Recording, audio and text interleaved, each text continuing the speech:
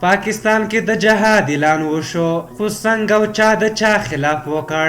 ګرانو لیدونکو السلام علیکم. د پاکستان له مخالف سیاسي ګوندونو تشکیل شوی ولسواک غورځنګ یا پی ډي ایم تېره شپه اعلان وکړ چې د حکومت پر وړاندې د دغه غورځنګ ټولې هڅې جهاد دی.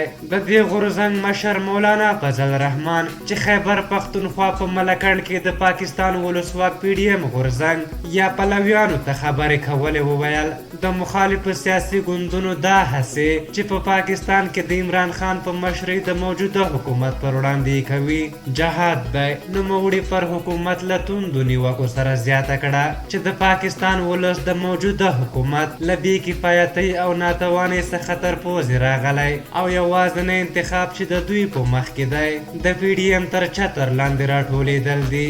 مولانا فضل الرحمن ادعا کوي چې د پاکستان ولس زیاته برخه د نوموړي په مشرۍ د حکومت له مخالف سیاسي ائتلاف سره ولاړه ده او ګواښ کوي چې د خلکو دا حرکت به موجوده ناتوانه حکومت را نسکوروي. نوموړي په ورته مهال د روانې جنورۍ په 19 په اسلام آباد کې د ټاکنو کمیسیون مخې ته او دغه راز د همدې میاشتې په 21 په کراچۍ کې د حکومت ضد میلیونو لاریون اعلان هم وکړ.